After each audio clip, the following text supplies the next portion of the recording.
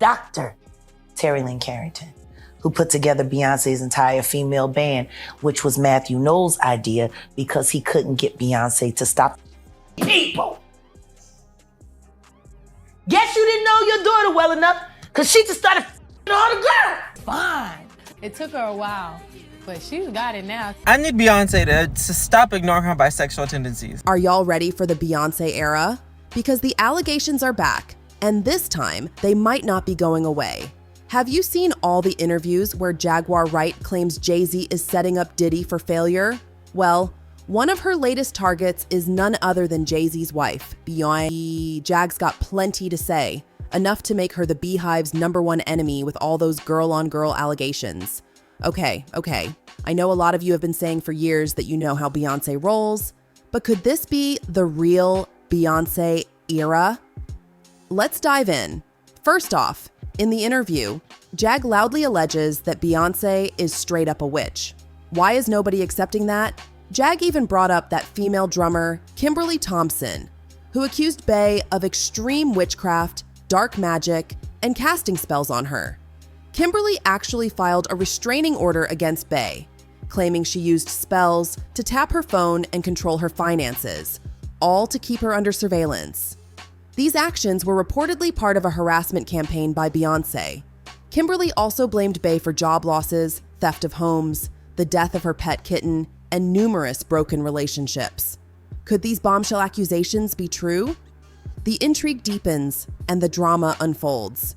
Stay tuned, because this scandal is just heating up. And guess what? They wouldn't give her a restraining order. They just told her to stay away from Beyonce and work for somebody else. Guess what? She's having a hard time finding work too. Honey, I don't know about any witchcraft, but let me tell you what Jaguar dropped next. It's juicy. According to her, since Beyonce was supposedly getting cozy with everyone, her father decided to have her work with more women than men. But the real shocker? Matthew Knowles got more than he bargained for because then Beyonce allegedly started hooking up with the girls. And come on, Jaguar saying Beyonce was mixing it up with all the ladies isn't exactly earth-shattering. I mean, there have been whispers forever. Remember that rumor, or was it an interview where Emil, who worked with Beyonce on Got That, claimed Beyonce was in love with her and hinted that she's actually queer? Good luck finding that interview now. It's like it vanished. But the rumors have always been there. Emil saying Beyonce was in love with her is part of why she fell off the radar. Speaking of disappearing interviews, let's talk Lady Gaga. She said in one about working with Beyonce on telephone. We had an amazing time working together on her video, and it just kind of works out because we both like women. Did you catch that? Gaga might have meant Beyonce likes women in a supportive way, but come on, given her giggles, she could have meant it literally. Now, why would Beyonce and Jay-Z have such spicy rumors scrubbed from the internet? Is there a kernel of truth to Beyonce actually liking women? Besides Emil's saga and Lady Gaga's playful hints, there were whispers back in the day about Rita Ora allegedly having a threesome with Bey and Jay-Z. Baby, if these juicy tidbits aren't convincing enough, let me take y'all on a scandalous trip down memory lane about the wild claims of Bey's alleged interest in women. Back in 2007, there was a jaw-dropping report claiming Beyonce was spotted at the box with 3 girlfriends soaking in the club's risque show, guarded by a massive bodyguard and hidden behind protective curtains. A source spilled, Beyonce was totally into the burlesque strip show. She was on the table in the VIP balcony, cheering like crazy as 2 girls got naked and licked each other's feet. She stayed until 3:30 in the morning. Licking each other's feet though. And that's not all. Still talking strip clubs, there was another now deleted account from the internet where a woman claimed that while dancing at a club, she sat on Bey's lap, and Bey allegedly said, "Don't start something you can't finish." Damn. Plus, for those who remember, there were whispers that Beyonce had a little too close of a relationship with her female guitar player on tour. And some people say Beyonce looked way too comfortable being naked between 2 other naked women in the Cater to You video. Well, Michelle and Kelly were also naked next to Bey, so who knows what that says about them?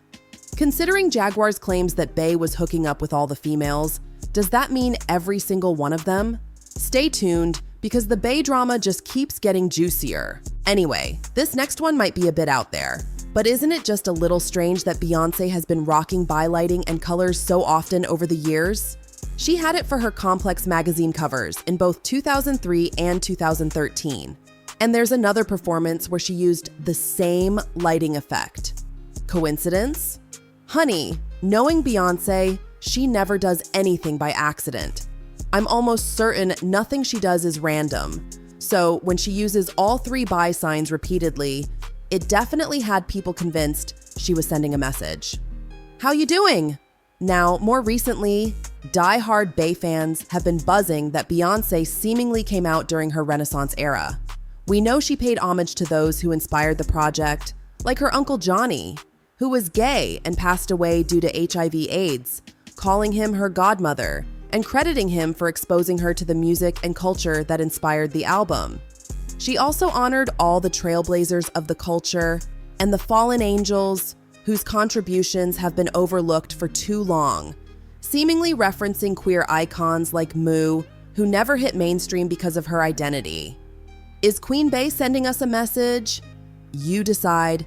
But let's cut to the chase. If you ask a bunch of people, they'll spill the tea that the Renaissance album is dripping with queer vibes, way more than just a tribute. Allegedly, Queen Bey was dropping some serious hints. And guess what? I'm here to break down all the juicy details.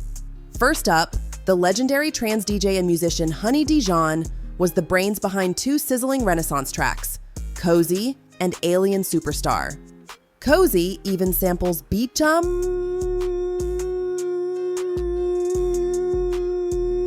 I'm Black by the fabulous T.S. Madison. Honey Dijon is all about spotlighting the pivotal role of queer and black folks in music, so Bey teaming up with her can't just be a random pick. Let's talk Cozy. Apparently, Bey's live performance of this track had clues you can't ignore. The song's all about a woman embracing her true self and has become an anthem for the LGBTQ+ community. During her Atlanta tour stop, Bey flew the BI flag and threw in extra lyrics about a girl named Caroline, who might just be her secret girlfriend. Scandalous, right? Moving on to Alien Superstar, another Honey Dijon masterpiece, which samples Right Said Fred's iconic 1991 hit, I'm Too Sexy. Fun fact, the band's lead singer, Fred Fairbrass, is bi. And in this track, Beyoncé gives a nod to ballroom culture with the fierce line, category, bad beat, I'm the bar. Next, the banger, Break My Soul heavily samples Big Freedia's 2014 hit, Explode. It also features uncredited vocals from the gay rapper who previously joined forces with Bey on Formation, chanting, release your anger, release your mind, release your job, release the time, release your trade, release the stress, release the love, forget the rest. So, is Beyoncé trying to tell us something? With these bold moves and collaborations, the speculation is running wild, and we're loving every second of it. In another sizzling track from the album, Plastic Off the Sofa, Beyoncé teams up with Syd, who produced the song alongside Saga. Now, Syd isn't just anyone. She's a former Odd Future star and a proud lesbian married to her longtime girlfriend, Ariana Simone. The album's got more heat with Move, featuring Gay Times cover queens T.S. and the iconic Grace Jones. Girl power is on full display with Bey declaring she's straight out of the jungle and ready to dominate the dance floor. But wait, there's more. Beyoncé samples the legendary Miss Honey in Pure Honey, a track that's been a staple in LGBTQ+ spaces since 1992. Moo Renee, the drag queen behind Miss Honey, lit up New York's underground queer scene with electrifying performances. As if that wasn't enough, Summer Renaissance also borrows from Donna Summer's iconic I Feel Love, a gay anthem that rocked queer dance clubs since its release. So, what's the deal? Is Bey just peppering in these references, or is she hinting at something bigger? Jaguar Wright sure thinks so, and she never speaks without receipts. She confidently claims Beyoncé's got a thing for women, and she's even dropped the word allegedly. Why? Because she's got the proof. But what's your take?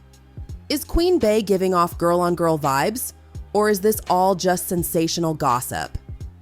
I'm dying to hear your thoughts, so spill the tea in the comments.